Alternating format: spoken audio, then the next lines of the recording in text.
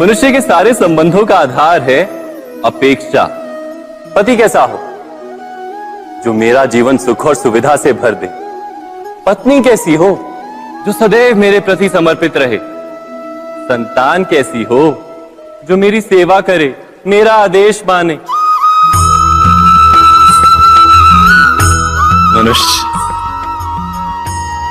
मनुष्य उसी को प्रेम भी कर पाता है जो उसकी अपेक्षा पूर्ण करता है, और अपेक्षा की तो नियति है भंग होना। कैसे? क्योंकि अपेक्षा मनुष्य के मस्तिष्क में जन्म लेती है। कोई अन्य व्यक्ति उसकी अपेक्षाओं के बारे में जान ही नहीं पाता। पूर्ण करने की प्रामाणिक इच्छा हो तब भी कोई मनुष्य किसी की अपेक्षाओं को पूर्ण नहीं कर पाता, और वहां से जन्म लेता है संघर्ष। सारे संबंध संघर्ष में परिवर्तित हो जाते। पर मनुष्य अपेक्षा को संबंध का आधार ना बनाए और स्वीकार करे केवल संबंध का आधार, तो क्या ये जीवन स्वयमेव सुख और शांति से नहीं भर जाएगा? स्वयं विचार कीजिएगा।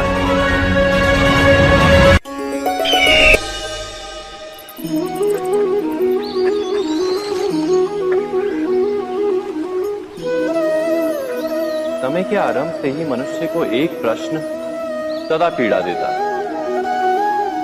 कि वो अपने संबंधों में अधिकतम सुख और कम से कम दुख किस प्रकार प्राप्त कर सकता है। क्या आपके सारे संबंधों ने आपको संपूर्ण संतोष दिया है? विचार कीजिए। हमारा जीवन संबंधों पर आधारित है। हमारी सुरक्षा संबंधों पर आधारित है। इसी कारण हमारे जीवन के सारे सुखों का आधार भी संबंध है। किंतु फिर भी हमें संबंधों में ही अधिकतर दुख क्यों प्राप्त होते हैं? सदा ही संघर्ष भी संबंधों से ही उत्पन्न क्यों हो जाते हैं? कभी विचार किया है? जब कोई व्यक्ति किसी अन्य व्यक्ति के विचार अथवा कार्य को स्वीकार नहीं करता, उसमें परिवर्तन करने का प्रयत्न करता है, तो संघर्ष जन्म लेता है। अर्थात जितना अधिक अस्वीकार उतना ही अधिक संघर्ष, और जितना अधिक स्वीकार उतना ही अधिक सुख। क्या ये वास्तविकता नहीं? यदि मनुष्य स्वयं अपनी अपेक्षाओं पर अंकुश रखे, अपने विचारों को परखे, किसी अन्य व्यक्ति में परिवर्तन करने का प्रयत्न ना कर स्वयं अपने भीतर परिवर्तन करने का प्रयास करे, तो क्या संबंधों में संतोष प्राप्त करना इतना कठिन? अर्थात क्या स्वीकार ही संबंध का वास्तविक अर्थ नहीं? स्वयं विचार कीजिए।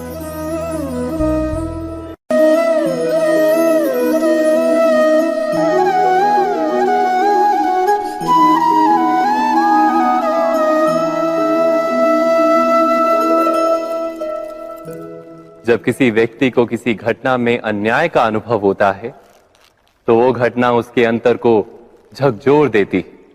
समस्त जगत उसे अपना शत्रु प्रतीत होता है।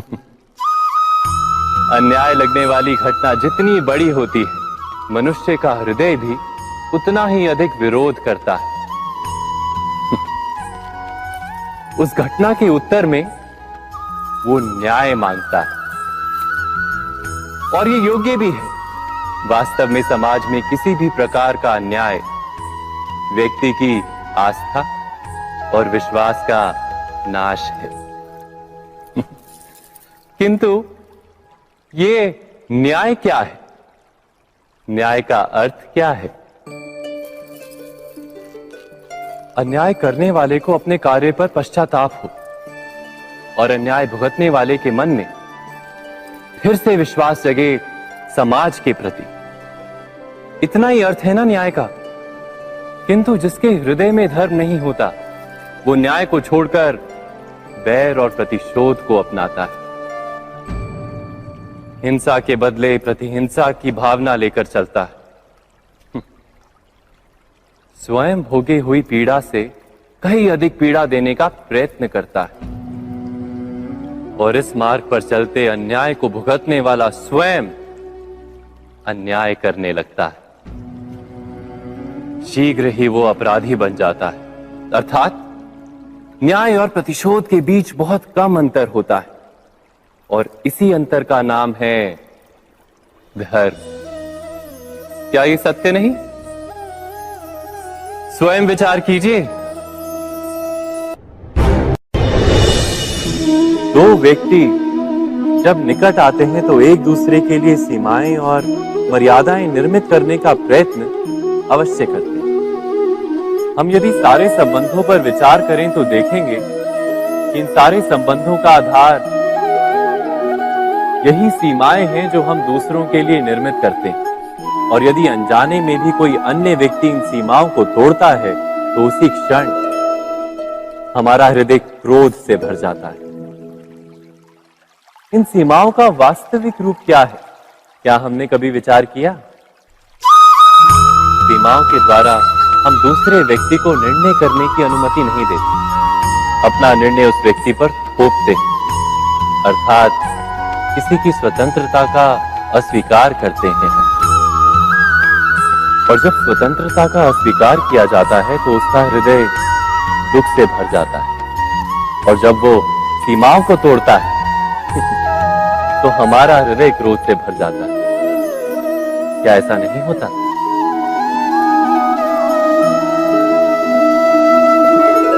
पर यदि एक दूसरे की स्वतंत्रता का सम्मान किया जाए तो किसी मर्यादाओं या सीमाओं की आवश्यकता ही नहीं होती।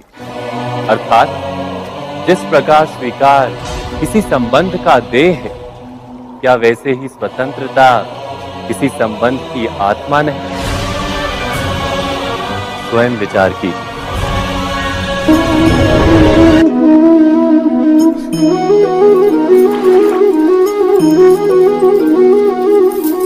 पिता सदा ही अपने संतान के सुख की कामना करते हैं, उनके भविष्य की चिंता करते रहते हैं। इसी कारणवश सदा ही अपने संतानों के भविष्य का मार्ग स्वयं निश्चित करने का प्रयत्न करते रहते हैं। जिस मार्ग पर पिता स्वयं चला है, जिस मार्ग के कंकर पत्थर को स्वयं देखा है, मार्ग की छाया, मार्ग की धूप को स्वयं जाना है, उसी मार्ग पर उसका पुत्र भी चले, यही इच्छा रहती है हर पिता की। निसंदेह उत्तम भावना है ये, किंतु 3 प्रश्नों के ऊपर विचार करना हम भूल ही जाते हैं। कौन से प्रश्न? प्रथम प्रश्न, क्या समय के साथ प्रत्येक मार्ग बदल नहीं जाते? क्या समय सदा ही नई चुनौतियों को लेकर नहीं आता? तो फिर बीते हुए समय के अनुभव नई पीढ़ी को किस प्रकार लाभ दे सकते हैं? दूसरा प्रश्न, क्या प्रत्येक संतान अपने माता पिता की छवि होता है?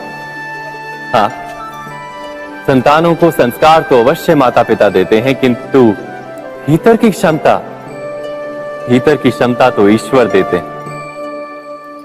तो जिस मार्ग पर पिता को सफलता मिली है, विश्वास है कि उसी मार्ग पर उसकी संतानों को भी सफलता और सुख प्राप्त होगा। तीसरा प्रश्न, क्या जीवन के संघर्ष और चुनौतियां लाभकारी नहीं होती? क्या प्रत्येक नया प्रश्न एक नए उत्तर का द्वार नहीं खोलता? तो फिर संतानों को नए नए प्रश्नों, संघर्षों और चुनौतियों से दूर रखना, ये उनके लिए लाभ करना कहलाएगा या हानि पहुंचाना? अर्थात जिस प्रकार संतान के भविष्य का निर्माण करने के बदले उसके चरित्र का निर्माण करना श्रेष्ठ है, वैसे संतानों के जीवन का मार्ग निश्चित करने के बदले उन्हें नए संघर्षों के साथ जूझने के लिए मनोबल व ज्ञान देना अधिक लाभदायक नहीं होगा? स्वयं विचार कीजिए। सबके जीवन में ऐसा प्रसंग अवश्य आता है कि सत्य कहने का निश्चय होता है हृदय में, किंतु मुख से सत्य निकल नहीं पाता। कोई भय मन को घेर लेता है। किसी घटना अथवा प्रसंग के बारे में बात करना या फिर स्वयं से कोई भूल हो जाए उसके बारे में कुछ बोलना, क्या ये सत्य है? नहीं, ये तो केवल तथ्य है। अर्थात जैसा हुआ था वैसा केवल बोल देना सामान्य सी बात है। किंतु कभी कभी उस तथ्य को बोलते हुए भी भय लगता है। कदाचित किसी दूसरे की भावनाओं का विचार आता है मन, दूसरे को दुख होगा ये भय भी शब्दों को रोकता है। तो ये सत्य क्या है? क्या हमने कभी विचार किया है? जब भय रहते हुए भी कोई तथ्य बोलता है तो वो सत्य कहलाता है। वास्तव में सत्य कुछ और नहीं, केवल निर्भयता का दूसरा नाम है। और निर्भय होने का कोई समय नहीं होता, क्योंकि निर्भयता आत्मा का स्वभाव है। अर्थात क्या प्रत्येक क्षण सत्य बोलने का क्षण नहीं होता?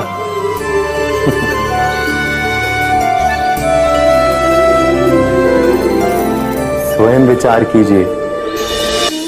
जब भी किसी की आशा और इच्छा भंग होती है तो उसका हृदय क्रोध से भर जाता है। जिस व्यक्ति को वो अपना अपराधी समझता है उसे दंड देने का प्रयत्न करता है। पर क्या हमारी इच्छा या आशा का भंग होना क्या सदा ही किसी का अपराध होता है? इच्छाओं के अपूर्ण रहने के तो कई कारण हो सकते हैं। कुछ तो संजोग के कारण अधूरी रह जाती हैं और कुछ नियति के कारण।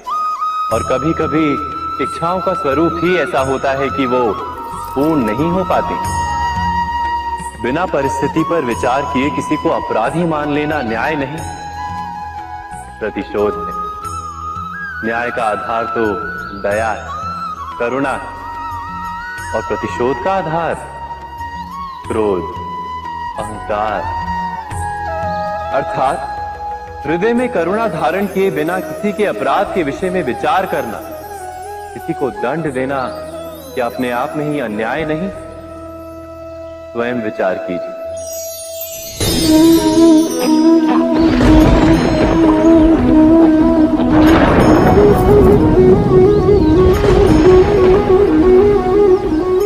सपनों और पूर्वाभासों के आधार पर हम भविष्य के सुख दुख की कल्पना करते हैं। भविष्य के दुख का कारण दूर करने के लिए हम आज योजना बनाते हैं। किंतु कल के संकट को आज निर्मूल करने से हमें लाभ मिलता है या हानि पहुंचती है? ये प्रश्न हम कभी नहीं करते। सत्य तो ये है कि संकट और उसका निवारण साथ जनते हैं, व्यक्ति के लिए भी और सृष्टि के लिए भी। नहीं, आप अपने भूतकाल का स्मरण कीजिए, इतिहास को देखिए। आप तुरंत ही ये जान पाएंगे कि जब जब संकट आता है तब तब उसका निवारण करने वाली शक्ति भी जन्म लेती है। यही तो जगत का चलन है।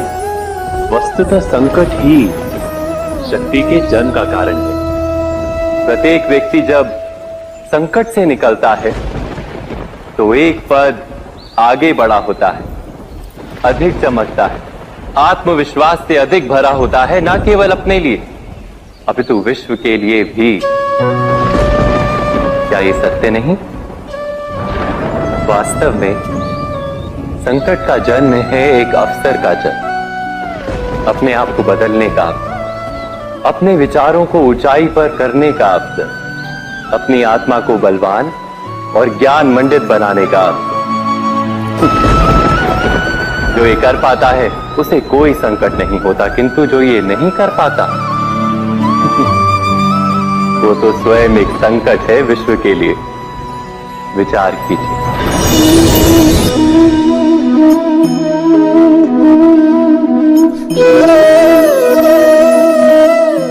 परंपरा में धर्म बसता है और परंपराएं ही धर्म को संभालने का कार्य करती हैं, ये सत्य है। पर क्या केवल परंपरा ही धर्म है? विचार कीजिए। सत्य तो यह है कि जिस प्रकार पाषाण में शिल्प होता है, उसी प्रकार परंपरा में धर्म होता है। इस पत्थर में शिल्प है, ये पत्थर शिल्प नहीं। शिल्प को उजागर करने के लिए उसे तोड़ना पड़ता है, अनावश्यक भागों को दूर करना पड़ता है।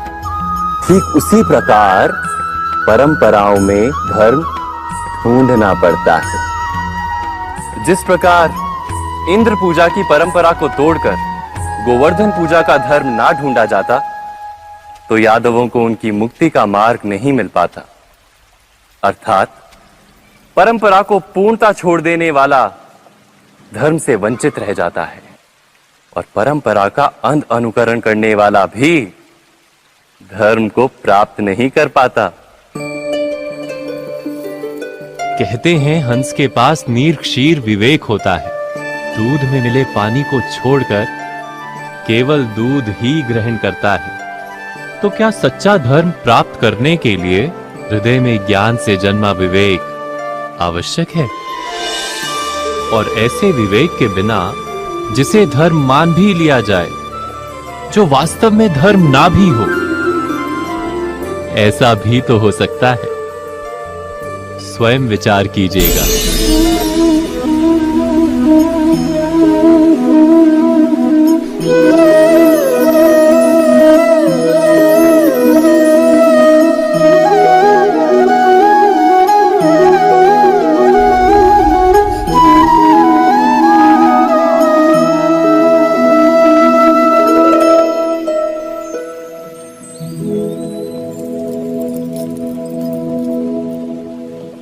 भविष्य के आधार पर सब आज का निर्णय लेना चाहते हैं। भविष्य में सुख मिले, भविष्य सुरक्षित हो, ऐसे निर्णय आज लेने का प्रयत्न रहता है सबका। आप अपने जीवन को देखिए। क्या आपके अधिकतर निर्णय के पीछे भविष्य का विचार नहीं होता? और हो भी क्यों ना। अपने जीवन को सरल और सुखमय बनाने का प्रयत्न करने का अधिकार सबका है। पर भविष्य तो कोई नहीं जानता, केवल कल्पना ही की जा सकती है। तो जीवन के सारे महत्वपूर्ण निर्णय कल्पनाओं के आधार पर ही करते हैं हम।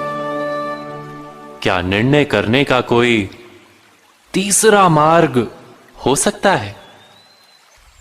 विचार कीजिए। सारे सुखों का आधार धर्म है, और वो धर्म मनुष्य के हृदय में बसता है। तो प्रत्येक निर्णय से पूर्व स्वयं अपने हृदय से ये प्रश्न अवश्य पूछ लेना कि ये निर्णय स्वार्थ से जन्मा है या धर्म से। क्या इतना पर्याप्त नहीं? भविष्य के बदले धर्म का विचार करने से क्या भविष्य अधिक सुखपूर्ण नहीं होगा? स्वयं विचार कीजिए। व्यक्ति को जब उसके अपराध का दंड मिलता है, तब कभी कभी उस न्याय को देखकर मन कचोटता है। प्रश्न उठता है हृदय में कि जब वो अपराध हुआ था, तब व्यक्ति भिन्न था। उसके पश्चात उसने इतने पश्चाताप किए, स्वयं में इतना परिवर्तन किया, फिर उसे दंड क्यों मिले? पर जहां आघात होता है, वहां प्रत्याघात भी होता है। जैसा कर्म वैसा फल। यदि किसी को प्रेम दोगे तो सुख प्राप्त होगा, यदि किसी की हत्या करोगे तो मृत्यु दंड मिलेगा। जैसा कार्य वैसा ही न्याय।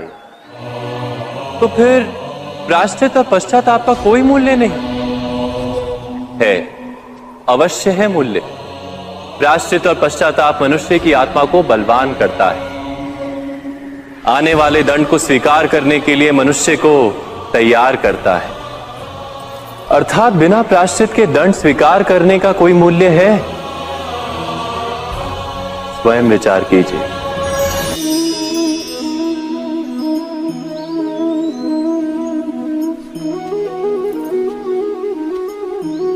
जब अपने किसी अच्छे कार्य के उत्तर में दुख प्राप्त होता है अथवा किसी को उसके दुष्ट कार्य में सुख मिलता है, तो मन अवश्य ये विचार करता है कि अच्छा कार्य करने का, धर्म के मार्ग पर चलने का तात्पर्य क्या है। पर दुष्ट आत्मा को क्या प्राप्त होता है ये भी देखिए।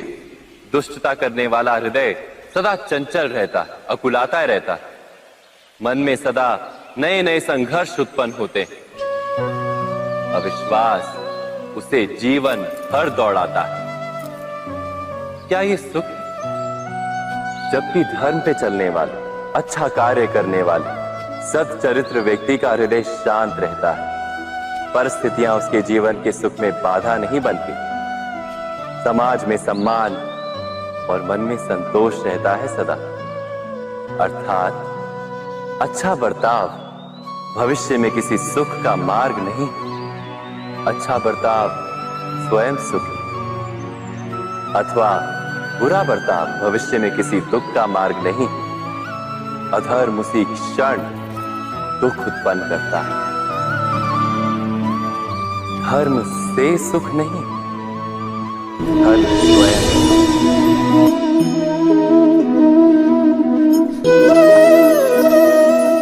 सत्ता की लालसा सबके हृदय को घेरे रहती है। प्रत्येक व्यक्ति अपना एक राष्ट्र निर्मित करने का प्रयत्न अवश्य करता है। फिर वो राष्ट्र कुरु राष्ट्र की भांति बहुत बड़ा हो या फिर अपने परिवार तक सीमित हो, वो सत्ता प्राप्त करने का प्रयास अवश्य करता है। किंतु सत्ता का वास्तविक रूप क्या है? क्या हमने कभी विचार किया है? एक मनुष्य जितने अधिक लोगों के जीवन को प्रभावित कर सके, जितने अधिक लोगों के जीवन की स्वतंत्रता पर अंकुश रख सके, उतनी ही अधिक सत्ता का अनुभव करता है वो। सत्ता का वास्तविक रूप ही है अन्य के जीवन पर स्वयं का प्रभाव। किंतु क्या वास्तविक प्रभाव प्रेम, दया, करुणा और धर्म से निर्मित नहीं होता? जब भी मनुष्य कठोरता और अधर्म से सत्ता प्राप्त करने का प्रयत्न करता है, तब वो दूसरों के हृदय में विरोध अथवा विद्रोह को जन्म देता है। और परिणाम कुछ इस प्रकार। हां, कुछ समय के लिए वो स्वयं को प्रभावी और शक्तिशाली अवश्य पाता है, किंतु वो वास्तविक सत्ता नहीं। यही कारण है कि भृगु और वशिष्ठ जैसे ऋषियों की आज भी पूजा की जाती है, रावण और हिरण्यकश्यप की नहीं। इस पर तो आप विचार अवश्य करें।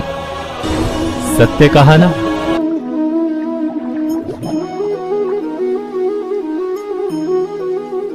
इस संसार में आने वाला प्रत्येक बालक संपूर्णतः संस्कार रहित होता है। उसके अंतर पर ना किसी अच्छे संस्कार के चिन्ह अंकित होते हैं, ना ही बुरे संस्कार के।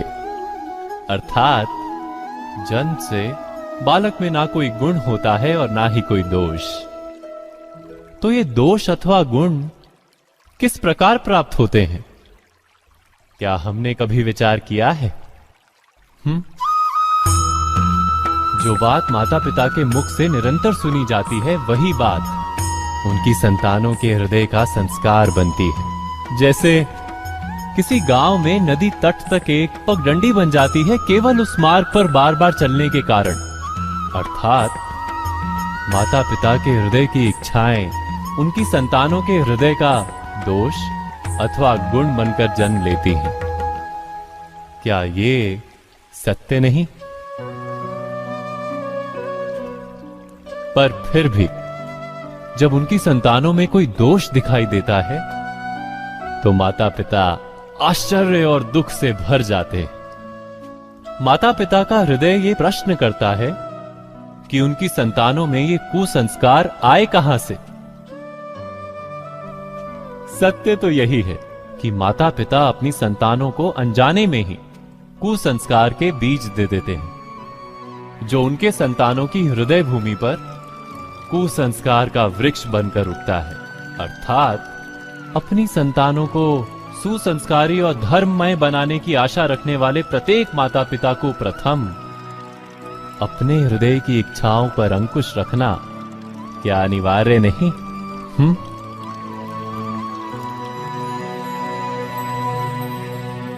प्रत्येक माता पिता इस पर विचार अवश्य कीजिएगा।